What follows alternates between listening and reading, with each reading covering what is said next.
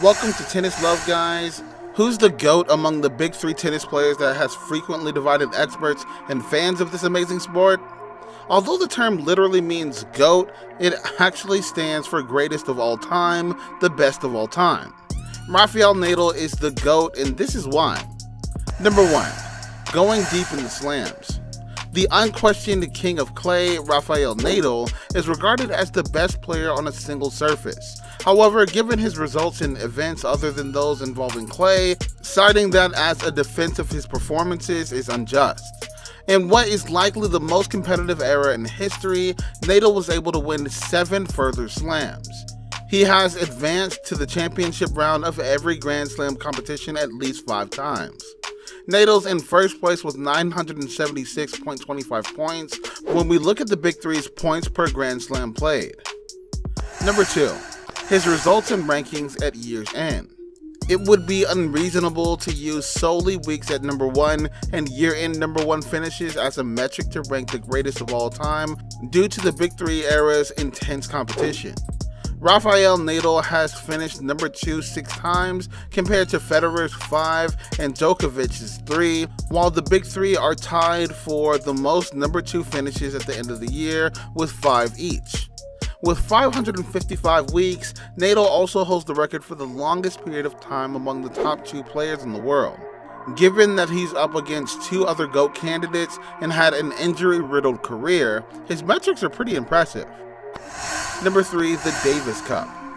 Nadal is unbeatable outside of traditional competitions. He's one of the few players who has truly dominated the Davis Cup. Only 4 times have the Spanish captured the championship, and 3 of those times Nadal was the star performer.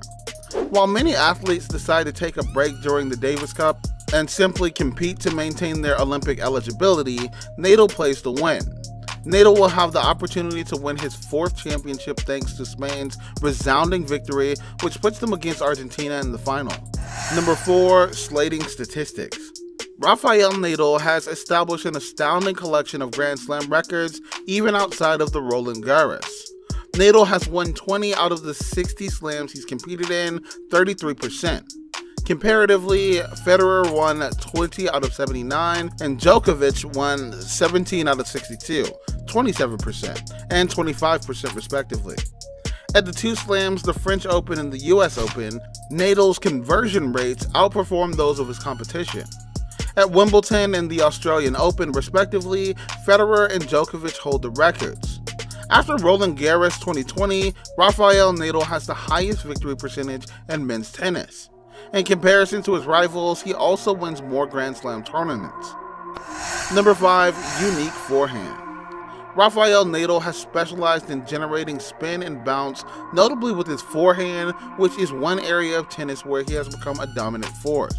Nadal is able to return practically anything with amazing speed, and he can also produce an incredible amount of spin on the ball, which frequently causes it to bounce higher than usual.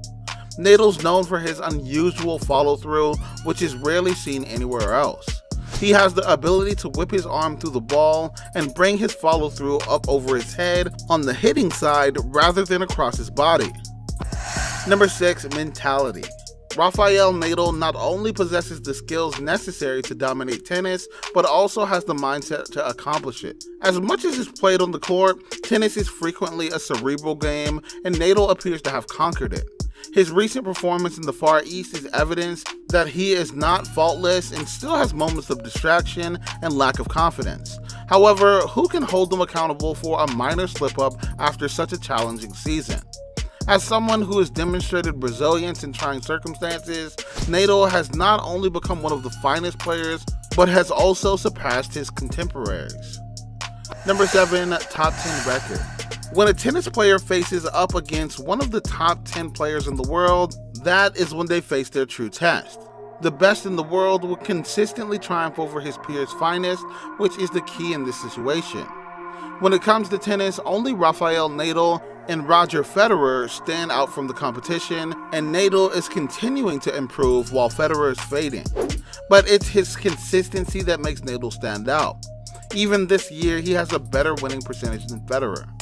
Thanks for your interest. Let us know any other reasons why you think Nadal's the GOAT.